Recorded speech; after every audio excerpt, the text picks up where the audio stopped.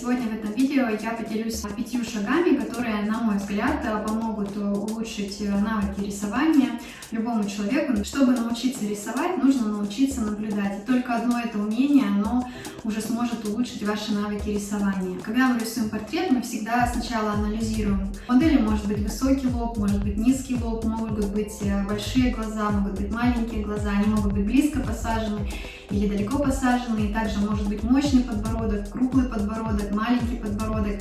И это такие особенности, которые нужно научиться наблюдать, и с опытом вы будете все ярче видеть эти особенности и сможете более выразительно их передавать в своих портретах. То же самое касается и фигуры человека. Кто-то имеет более округлую фигуру, кто-то имеет более худую вытянутую фигуру, кто-то имеет короткие ноги, кто-то длинные, кто-то имеет мощный верх, кто-то имеет мощный низ.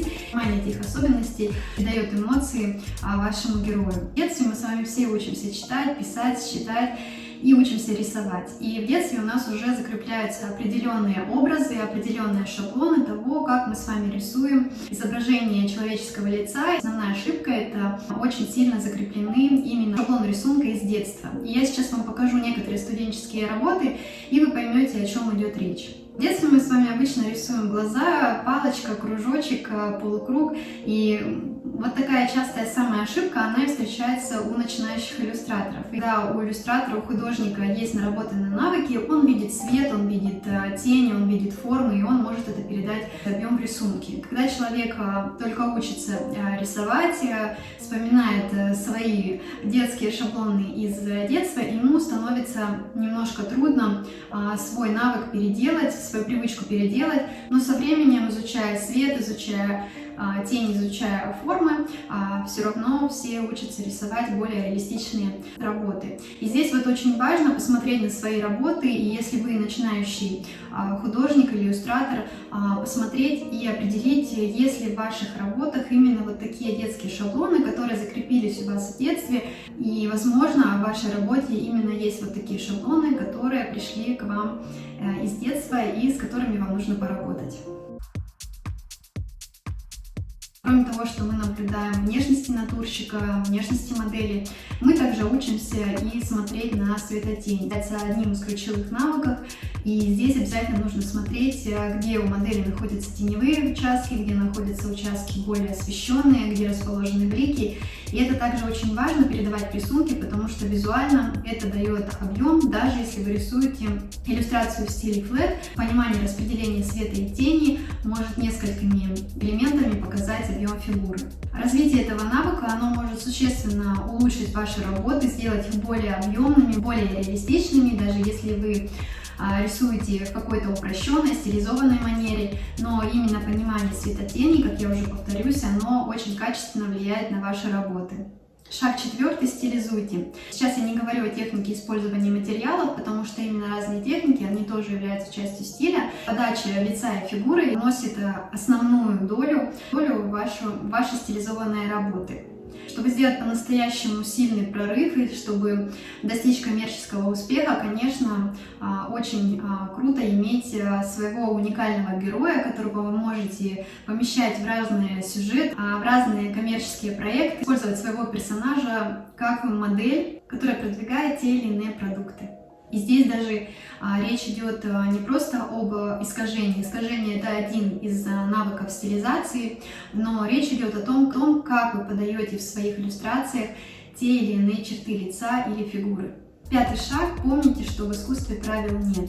Старайтесь почаще рисовать интуитивно, старайтесь вкладывать в свои работы больше энергии, больше эмоций. Существует множество методов для того, чтобы передать энергетику и передать эмоции в рисунке. Это живые линии, это цвет, это распределение элементов композиции, это какие-то выразительные характерные мазки. Старайтесь больше прислушиваться к своему внутреннему видению и старайтесь передать свое внутреннее ощущение, которое у вас есть от образа, или то ощущение, когда вы прочувствовали какое-то задание заказчика, старайтесь передать это в своей иллюстрации. И тогда зритель будет чувствовать вашу энергетику, и она будет откликаться. И уже за много лет мне стало очень понятно, что на каждый стиль, на каждую технику всегда найдутся свои любители, всегда найдутся всегда найдется та теплая аудитория, которая будет поддерживать именно ваш стиль. Поэтому не бойтесь развивать свой стиль, и не бойтесь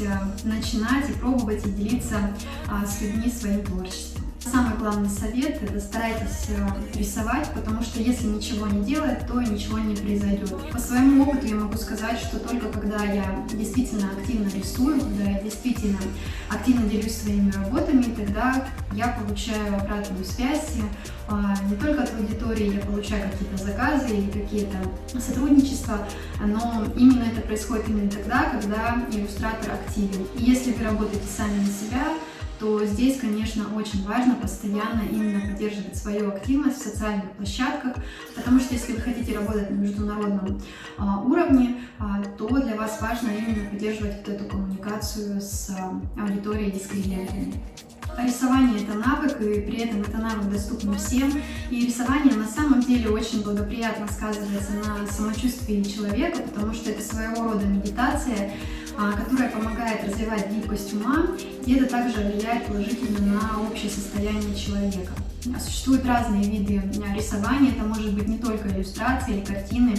Существуют разные виды арт-терапии, такие как и нейрографика, и интуитивное рисование, и также создание картин по личным целям в психологии. Поэтому здесь нужно выбирать то направление, которое вам интересно, и уже развиваться в нем.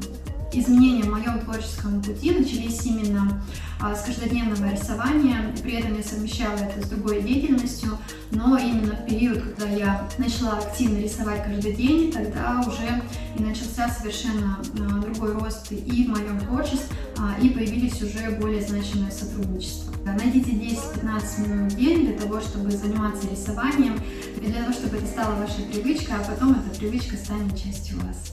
Сейчас, как никогда, очень легко научиться рисовать. Мы можем найти очень много бесплатных роликов в интернете, которые могут стать основой нашего самообучения. Проблема состоит в том, что вокруг нас очень много отвлекающих факторов, на которые мы действительно отвлекаемся. И здесь, мне кажется, очень важно поставить перед собой задачу перестать быть потребителем и перейти в категорию создателя. И это может заметно улучшить и изменить жизнь каждого человека. Спасибо за просмотр этого видео, и мне было приятно поделиться с вами своими мыслями о том, как можно улучшить навыки рисования. Делитесь своими советами, своими мыслями в комментариях. Я вас всех обнимаю. До встречи в следующем видео.